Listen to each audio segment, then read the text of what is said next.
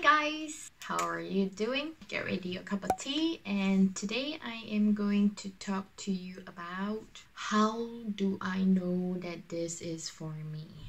So in terms of career, is this the right career decision? Is this the right degree, master's degree, bachelor's degree? Is this the right thing that I'm doing for myself? This is a very interesting topic because I have been trying to explore this myself over the years as well, and I think I have found something that I can work with and I can fall in love with, really enjoying the process. I will ask you 3 questions. So the first question is this something that you love doing?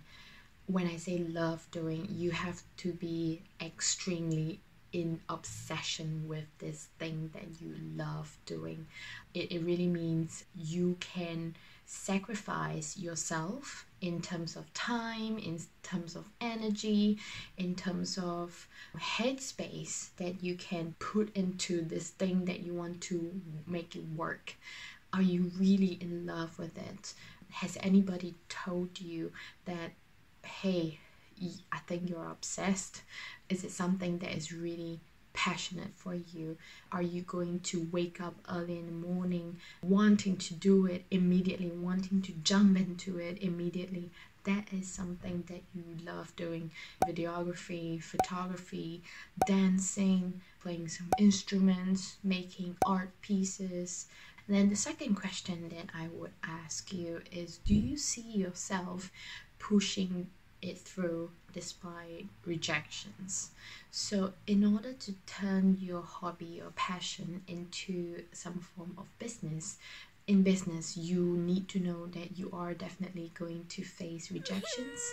Your product or service might not suit everybody, so you need to be prepared to face these rejections.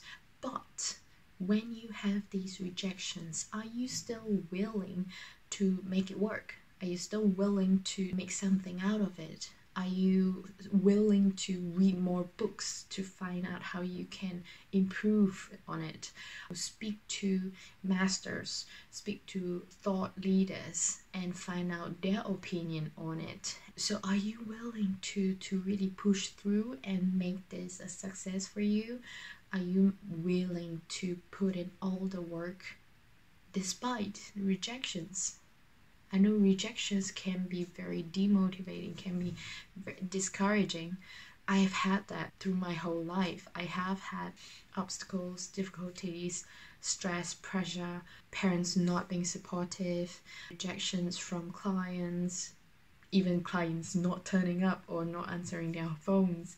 If you are ready to encounter all this and deal with all this, handle all this, then you are ready. If you're willing to put in the effort despite expecting all these things to come up, and having the mentality to know when to overlook all these rejections and when to deal with constructive criticism.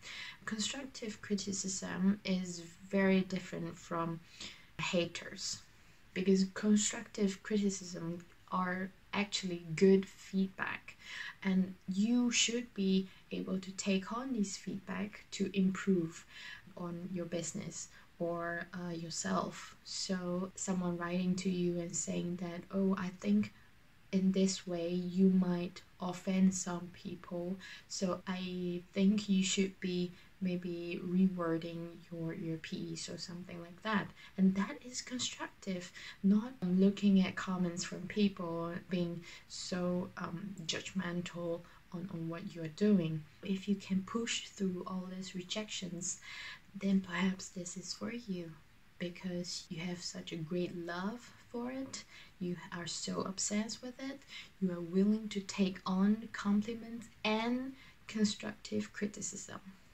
And the third question, the last question I would ask you is, does it make financial or economical sense? Do you have a very stable first stream of income?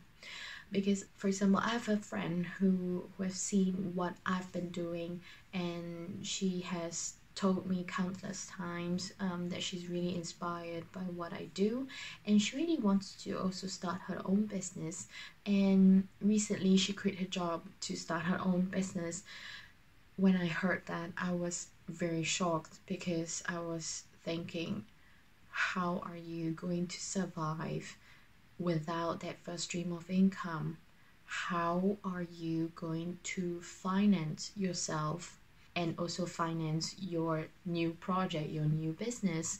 So I was very surprised when she told me, but nonetheless, maybe she has loads of savings. There are a lot of reasons that I might not be aware of. So my advice is, make sure that you have very stable income that can support yourself, pay the bills, and allow you to still have the free time to work on your passion, work on your hobby, work on your interest. And once your hobby or your interest is seeing some form of income coming in, then think about if that is enough for you to leave your 9 to 5 job and plunge into that full time. So does it make financial or economical sense? You need to be able to pay the bills, support yourself financially. You cannot be plunging into your passion and turning it into a career if you yourself is not financially stable. Any other questions that I can address, just let me know in the comments below, and I'll see you at the next one.